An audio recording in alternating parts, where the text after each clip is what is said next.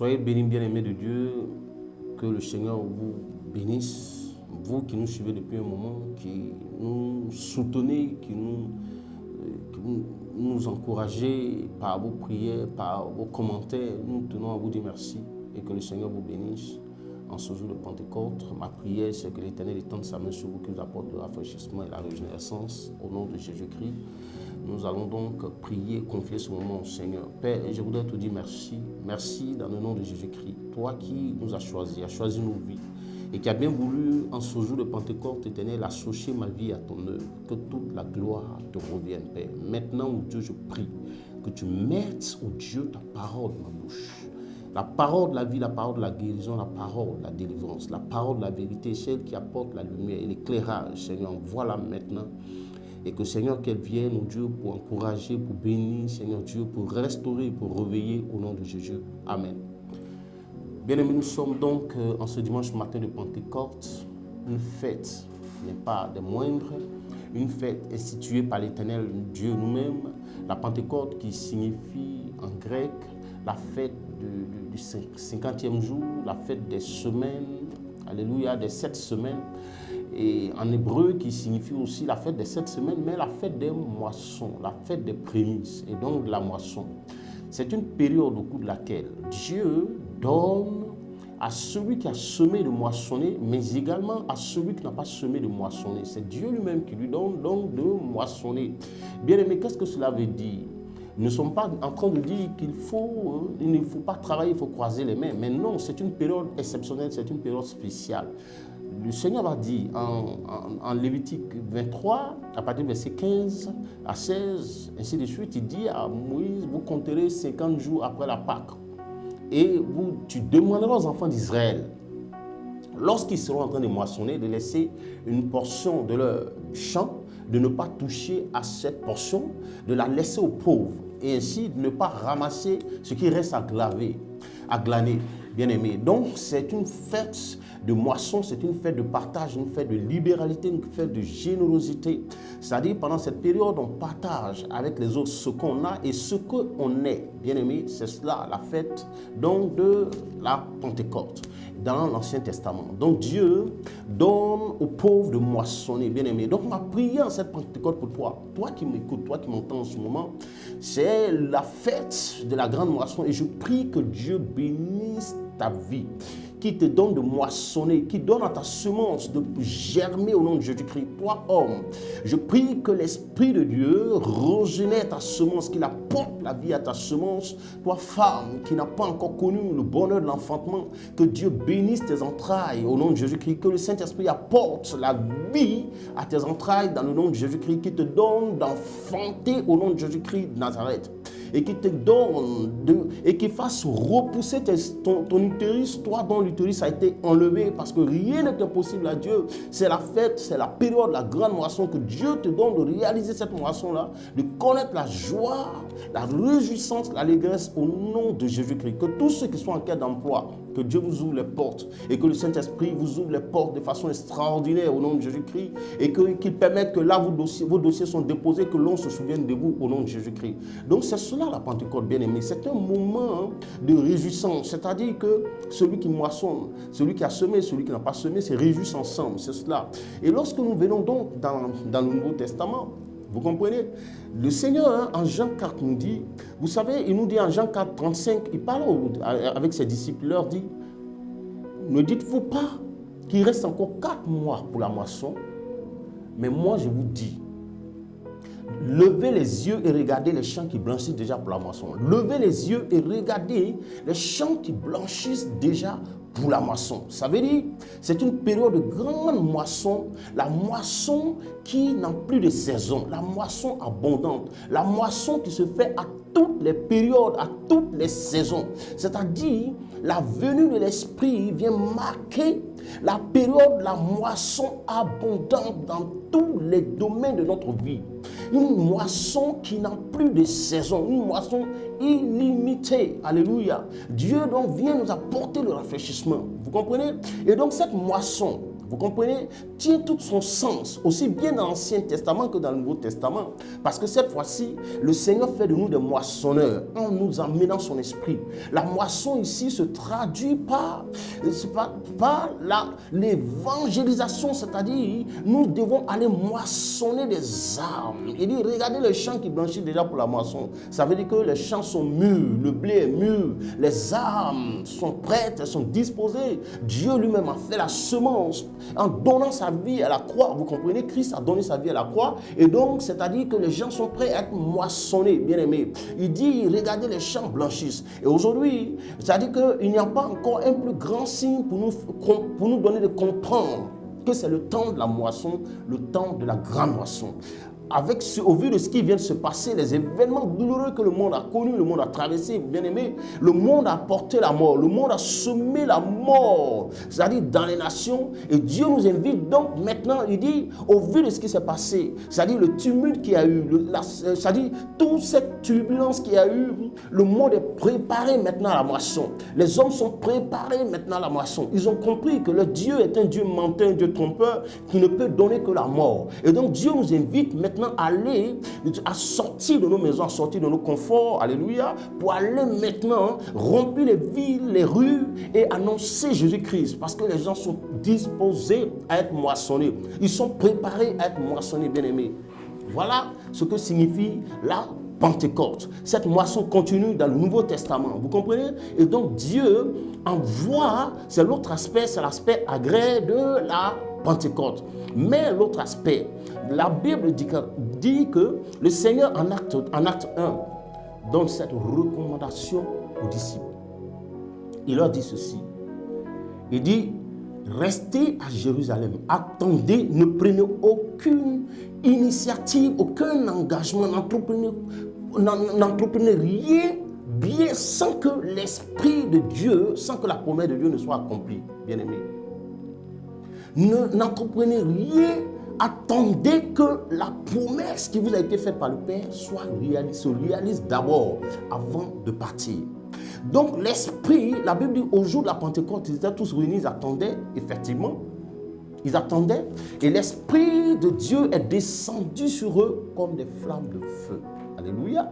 Donc la venue de l'Esprit vient sonner, traduit, c'est-à-dire marque la naissance de l'Église de Dieu. Ça c'est l'autre aspect de la Pentecôte. La descente de l'Esprit vient marquer la naissance de l'Église de Dieu. C'est-à-dire l'Esprit vient, Dieu nous a aimés, comme il a dit en Jean 3,16. Dieu a tant aimé le monde, il a aimé le monde à la passion au point qu'il a donné son Fils unique à la croix pour que quiconque croit en lui ne périsse point mais qu'il ait la vie éternelle. Et donc Dieu, dans sa même passion, dans cette même élan d'amour, nous a envoyé son esprit. Il nous a affecté son esprit. C'est-à-dire pour se rassurer, pour s'assurer que nous n'allons pas nous perdre. Et Dieu, dans sa passion, dans cet amour passionné, a bien voulu, bien-aimé, faire habiter en nous son esprit. Pour quelle raison? Pour nous donner sa nature, pour que sa nature soit effective en nous, pour que nous devenions participants, comme le dit 2 Pierre 1, le verset 4, la Bible dit, afin de nous rendre participants de la nature de Dieu, bien-aimés. C'est extraordinaire. Regardez toute la grâce que nous avons. Dieu nous rend désormais participants de sa nature. Ça veut dire quoi? La venue de l'Esprit dans un enfant de Dieu. C'est-à-dire l'Esprit de Dieu met en nous la dimension, il imprime en nous la dimension de Dieu, la dimension du divin. De sorte que désormais, il n'existe plus de limite en nous. Nous n'avons plus de limite parce que l'Esprit de Dieu, on ne peut le contenir, on ne peut le comprimer, on ne peut lui fixer des limites parce qu'il est Dieu. Il est le Dieu tout-puissant. Il n'a point de limite. Alléluia. On ne peut pas le bloquer, on ne peut pas l'empêcher de travailler, vous comprenez? Il est Dieu. Et donc rien ne peut l'empêcher d'accomplir. Il est l'Esprit de Dieu des situations impossibles. Il s'appelle l'Esprit de Jésus-Christ. Et nous avons vu comment Christ a travaillé sur la terre. Il nous envoie dans son esprit pour que nous devenions participants de la nature même de Dieu. Vous comprenez? Ça veut dire que désormais nous n'avons plus de limites. Désormais, plus rien ne nous est impossible. C'est-à-dire, désormais, par la présence de l'Esprit de Dieu en nous, l'impossible devient possible, bien aimé. C'est-à-dire, la stérile, et il est donné à la stérile d'enfanter. Pourquoi? Parce que tout ce qui est né de Dieu, bien aimé, est béni. Parce que la source est en Dieu. La source est Dieu. L'Esprit de Dieu, c'est Dieu lui-même. L'Esprit de l'homme, c'est l'homme lui-même. C'est l'Esprit de l'homme qui fait l'homme. C'est pourquoi quand on dit de quelqu'un qu'il est méchant, qu'il a un mauvais esprit, ça veut dire que c'est la personne elle-même, c'est ce qu'elle est. Parce que l'esprit, c'est lui qui t'anime, c'est lui qui te conduit, c'est lui qui te dirige, c'est lui qui te dicte ta nature, ton caractère. C'est lui qui imprime en toi le caractère que tu as. Mais et l'esprit de Dieu, c'est pourquoi Dieu, pour faire la différence, bien aimé, écoutez, Dieu, dans son amour, en envoyant son esprit, c'est pour accomplir l'œuvre de la ressemblance. Tous les hommes ont été créés à l'image de Dieu, mais tous ne ressemblent pas à Dieu. Vous comprenez? Tous ne ressemblent pas à Dieu. C'est-à-dire l'image et la ressemblance, c'est-à-dire sont deux choses différentes. C'est pourquoi, quand vous allez dans certaines administrations, on vous exige et l'original et la photocopie. Pourquoi? Vous allez déposer la photocopie, vous devez retenir l'original, mais on demande que vous veniez avec l'original pour tester la conformité du diplôme ou du document administratif. Vous comprenez? Donc c'est pourquoi l'Esprit de Dieu qui vient en nous imprime en nous l'originalité de notre Père, de notre Dieu. Il imprime en nous l'originalité de notre Dieu. C'est pourquoi Christ a dit, l'Esprit de Dieu est en moi. C'est pourquoi, puisque l'Esprit de Dieu n'est que Dieu lui-même, l'Esprit de mon Père, c'est mon Père. C'est pourquoi celui qui m'a vu a vu le Père. Il n'a plus besoin de demander l'originalité. Il n'a plus besoin de chercher l'original, avoir l'original. Parce que l'original, c'est l'Esprit de Dieu. Donc Dieu nous élève à la ressemblance. Un homme peut naître d'un Père, mais il ne peut ne pas ressembler au Père. Pourquoi? Parce qu'il n'a pas le caractère du Père. Et c'est pourquoi on entend dire parfois, mais toi, tu ne ressembles pas à ton Père. Ton Père était un homme bon. Ton Père était un homme correct. Mais toi, c'est vrai que tu es né de lui, mais tu n'as rien de lui. Bien-aimé, Dieu a voulu que nous ayons sa nature. Et c'est pourquoi il a fait descendre son esprit. Il a envoyé son esprit à l'église pour que l'église n'ait plus de limites, pour que tes limites soient déplacées et annulées. Désormais, tu es capable de réaliser ce que Dieu réalise. Tu es capable de faire ce que Dieu fait. C'est pourquoi Christ a dit, celui qui croit en moi fera ce que je fais. Il sera capable désormais de faire ce que je fais. Il en fera du plus grand. Il en fera du plus grand. Pourvu que nous croyions en l'esprit, pourvu que nous attachions en lui, pourvu que nous donnions du champ. Et c'est pourquoi je t'annonce au nom de Jésus-Christ. Je te dis en vérité, tout ce qui est né de Dieu, c'est-à-dire tout ce qui procède de Dieu est béni parce que la source est Dieu. Et en lui, il n'y a point d'échec. En lui, il n'y a point de malédiction. C'est pourquoi en cette période de Pentecôte, je t'annonce que tes limites sont désormais annulées. Tes limites sont levées.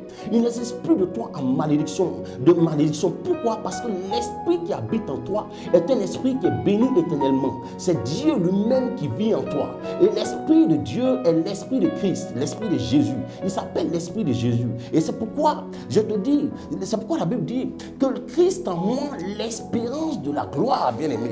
Christ en moi, l'espérance du succès. Christ en moi, l'espérance d'enfantement. Christ en moi, l'espérance du travail. Christ en moi, l'espérance du mariage. Il n'existe pas de femme à qui Dieu a dit, toi, tu ne connaîtras pas le mariage. À moins que tu ne sois pas habité par l'Esprit de Dieu. Si l'Esprit de Dieu est en toi, si tu es né de Dieu et que l'Esprit de Dieu habite en toi, il n'y a pas de raison que tu ne puisses pas te marier. Il n'y a pas de raison que tu ne puisses pas travailler. Il n'y a pas de raison que tu ne puisses pas enfanter. Tes entrailles sont bénies, femme, toi qui m'écoutes en ce matin, parce que l'Esprit de Dieu qui est en toi est béni. Et c'est pourquoi aujourd'hui Dieu, en nous affectant son esprit, veut que nous lui ressemblons en toutes choses, dans sa façon de prier, dans sa façon d'être, dans sa façon de parler. Un Dieu rempli d'humilité, un Dieu rempli de sainteté, un Dieu saint, bien-aimé, un Dieu saint. Dieu nous veut saints. Et c'est pourquoi il a amené son Esprit Saint en nous. Parce que c'est seulement l'Esprit qui nous donne de haïr le péché. Un homme qui est rempli de l'Esprit de Dieu ne peut pas supporter le péché, ne peut pas vivre dans le péché, il ne peut pas pratiquer le péché parce que l'Esprit de Dieu qui est en lui est un Esprit saint. C'est l'Esprit de lumière, c'est l'Esprit de la lumière, de la vérité. Il ne peut pas donc accepter de vivre dans les ténèbres. Regardez toute la grâce que nous avons. Regardez toute la grâce que nous avons. C'est-à-dire la présence de l'Esprit de Dieu en nous nous donne de moissonner à toutes les saisons, dans à toutes les saisons. C'est pourquoi un enfant de Dieu qui entreprend doit prospérer. Ses affaires doivent être bénies. Il n'y a pas de raison que tu ne moissonnes pas. Parce qu'il n'y a plus de saison. Nous sommes rendus capables par l'Esprit de Dieu qui vit en nous de réaliser des moissons abondantes. On l'a vu avec Isaac. Le Seigneur lui a dit en pleine sécheresse, reste là, sème dans le pays. Et la Bible dit qu'Isaac est resté et il a moissonné 100 fois plus. Mais bien aimé, je vais te dire une chose ce matin, toi qui m'écoutes. Est-ce que tu sais que l'obéissance se situe à deux niveaux?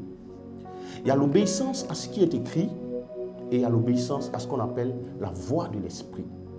C'est important les deux, c'est important. Pourquoi? Parce que, écoute-moi bien, celui qui est né de Dieu, mais qui n'obéit pas à l'esprit de Dieu qui est en lui, il devient religieux. Il devient religieux. Je vais te donner un exemple entre l'homme religieux et l'homme spirituel.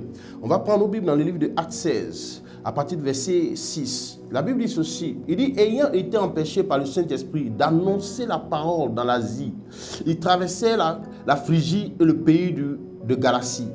Au verset 7, arrivé près de la Mysie, il se disposait à entrer à Bithynie, mais l'Esprit de Jésus ne leur permit pas. Il franchit alors la Mysie et des centeniers et descendit à Troas. Pendant la nuit, Paul eut une vision. Un Macédonien lui apparut et lui fit cette prière. Passe en Macédoine, secours-nous. Après cette vision de Paul, nous cherchâmes aussitôt à nous rendre en Macédoine, concluant que le Seigneur nous appelait à y annoncer la bonne nouvelle. Bien aimé, vous comprenez? Voici la différence entre l'homme religieux et l'homme spirituel. Paul devait aller annoncer la parole, mais la Bible dit que l'Esprit de Christ ne leur permit pas d'aller dans cette ville. Est-ce que ça semble paradoxal? Alors que Dieu nous demande d'aller répandre l'évangile partout, et Paul estime que l'Esprit de Christ ne lui permet pas d'aller annoncer, apporter la vie quelque part. C'est paradoxal, ça peut choquer l'homme, le religieux, ça peut choquer le religieux, bien aimé. Mais pour celui qui obéit à l'Esprit de Dieu, qui est un homme spirituel, il comprend aisément ces choses. Il sait discerner entre la volonté de l'homme et la volonté de Dieu. Celui qui obéit à l'Esprit, il devient un homme spirituel. On l'appelle un homme spirituel. Pourquoi? Parce que désormais, c'est l'Esprit qui conduit sa vie. C'est l'Esprit qui dirige sa vie. Sa vie est conduite par l'Esprit. Qu'est-ce qu'il a dit? Il dit, lorsque l'Esprit viendra, il fera de vous mes témoins. Ça veut dire quoi? Vous serez mes témoins. C'est-à-dire, il va vous fournir les preuves de ma résurrection. Il va vous fournir les preuves que je suis ressuscité, que je suis vivant et que je vis en vous. C'est pourquoi désormais vous êtes capables, en mon nom, de guérir les malades, de relever les paralytiques et de ressusciter les morts. Parce que l'esprit qui est en moi est un esprit de vie. C'est l'esprit de vie. Il est la source de la vie et il n'a pas de limite. Il peut accomplir toutes choses. La Pentecôte, c'est une fête. Une fête, c'est-à-dire où nous venons dire à Dieu que désormais mes limites sont brisées, mes limites sont ôtées. Désormais, je n'ai plus de limites. Et nous devons donc obéir à la voix de l'esprit. Je donne un exemple. Vous prenez, le Seigneur dit que celui qui ne travaille pas, celui qui ne veut pas travailler, qui ne mange pas non plus. C'est vrai. Mais il peut arriver qu'un matin, le Seigneur te dit, par la voix de l'esprit, de ne pas aller au travail. Il sait pourquoi. Et pourtant, il est écrit que celui qui ne veut pas travailler, ça veut dire que tu as du travail, tu ne veux pas travailler. Mais ça veut dire que tu es appelé à aller à ton boulot, mais le Seigneur te dit ne va pas. Le Saint-Esprit te dit ne va pas. Il sait pourquoi. Ou alors, tu as fait, la nourriture est prête et le Saint-Esprit te dit ne mange pas. Rentre et va prier. Il sait pourquoi il te dit ça. Lorsque tu vas obéir, tu vas voir la conséquence. Alléluia, la conséquence directe. Donc, l'Esprit de Dieu qui est venu en nous, il fait de nous, vous savez, parce que les hommes spirituels, ce sont ceux qui obéissent à l'Esprit de Dieu. Parce que la vérité que je vais te révéler, c'est que regarde, l'esprit, la colombe qui symbolise l'Esprit de Dieu, ne peut pas se poser sur un homme qui est agité. Un homme qui est agité, l'Esprit de Dieu ne peut pas reposer sur lui. La colombe ne peut pas poser sur lui. La colombe est venue sur Christ parce qu'il était un homme stable. Alléluia. C'est la colombe, se pose sur quelqu'un qui est stable, quelqu'un qui est posé. Mais un homme agité, l'Esprit de Dieu, il a dit la colombe va foutre le camp, la colombe va partir. Un homme qui est désordonné, l'Esprit de Dieu ne peut pas travailler en lui. Un homme qui ne donne pas du champ au Saint-Esprit pour travailler dans sa vie, l'Esprit de Dieu ne peut rien faire avec cet homme. Nous devons apprendre à obéir à l'Esprit. Nous devons apprendre à donner du chant à l'Esprit. Cette commémoration, la célébration de la fête de Pentecôte nous appelle à l'obéissance à la voix de l'Esprit, à nous conformer non seulement à la parole de Dieu, mais à obéir également à la voix de l'Esprit de Dieu. Nous devons nous ranger, nous devons nous donner du chant à l'Esprit. L'Esprit devient puissant, il devient efficace en nous. Il travaille et il nous rend efficace à partir du moment où nous lui obéissons, à partir du moment où nous sanctifions nos vies. Chaque fois que nous nous sanctifions, que nous nous sanctifions davantage, nous donnons de l'espace à l'Esprit de Dieu. Il n'existe pas de malédiction ou de blocage dans la vie d'un enfant de Dieu qui laisse sa vie conduite par l'Esprit de Dieu. L'Esprit de Dieu est venu pour conduire notre vie, pour nous conduire dans le dessein et dans le plan divin de notre Dieu. Alléluia. Et donc, l'Esprit de Dieu, c'est lui qui nous distingue des enfants du monde. Vous comprenez, non? La Bible déclare que celui qui n'a pas l'Esprit de Christ, il ne lui appartient pas non plus. Il ne lui appartient pas. Regardez toute la grâce que nous avons, bien-aimés. Et l'Esprit, la venue de l'Esprit sur l'Église traduit la période de la grande moisson, de la moisson abondante. Et on a vu la conséquence directe avec Pierre en Acte 2, à partir du verset 14. La Bible dit que lorsque l'Esprit est descendu, le premier acte que Pierre a posé, c'était de réaliser une moisson pas possible, la plus grande moisson de l'histoire. C'est-à-dire, en une seule prédication, la Bible dit plus de 3000 personnes ont été moissonnées. C'est-à-dire, plus de 3000 personnes ont été arrachées dans les liens du diable, ont été arrachées dans les mains du diable et sont passées de la mort à la vie.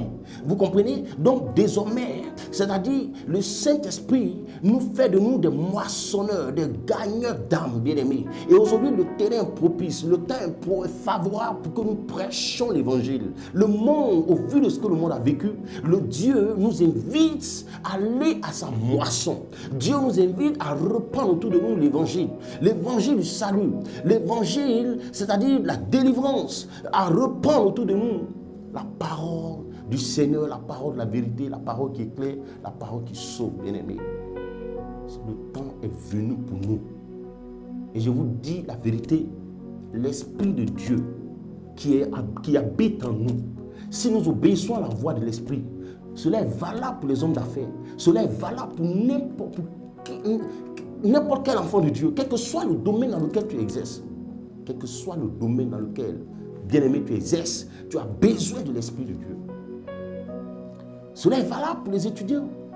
Je ne peux pas comprendre qu'un enfant de Dieu soit en train de prendre, à la veille de ses examens, de prendre des médicaments, c'est-à-dire pour rester éveillé, de prendre du café, de doser le café au même titre que les enfants du monde, de faire des décapis, ça n'a pas de sens, bien aimé. Ça veut dire que si tu as une bonne relation avec l'Esprit de Dieu, il est capable de te donner d'aller à l'essentiel. C'est la grâce que nous avons. Et c'est pourquoi quelqu'un parlant de l'onction, il parle de la puissance gaspillée. Malheureusement, il est là. Il est venu habiter en nous. Dieu l'a mise en nous pour nous conduire, pour conduire notre vie et pour nous donner de réaliser des prouesses. Parce que si c'est l'Esprit de Dieu présent en nous, qui vit en nous, qui nous rend capables de guérir les malades, de ressusciter les morts, aucun homme de par sa propre force ne peut accomplir de telles choses. La Bible dit qu'il est venu pour nous rendre participants de la nature de Dieu. Ça veut dire que nous avons aussi notre part à faire. Puisque nous sommes participants, nous avons donc la latitude, la possibilité, nous avons le choix donc d'accepter de devenir participants de la nature de Dieu ou non. Nous avons notre parfait. C'est pourquoi, dans le nom de Jésus, je vais prier pour toi en cette Pentecôte. Seigneur, merci pour cette fête de Pentecôte éternelle qui symbolise la période de régénérescence et de moisson. Au nom de Jésus, je prie que ton église se lève pour aller à la moisson. Je prie que ton peuple se lève pour aller à la moisson. Je prie au Dieu que la stérile enfante, qu'elle enfante 7 fois, et que le chômeur ait du travail, et que le malade reçoive la guérison, et que Seigneur Dieu les armées au nom de Jésus-Christ, et que les morts ressuscitent à nouveau, et que la terre voit au travers travers de nos vies la preuve de ta résurrection au nom puissant de Jésus. Merci Seigneur, que toute ta grâce, que ta grâce et ta paix soient sur nos vies, dans nos maisons, en cette fête de Pentecôte au nom de Jésus-Christ. Merci Seigneur, en ton nom j'ai prié. Amen.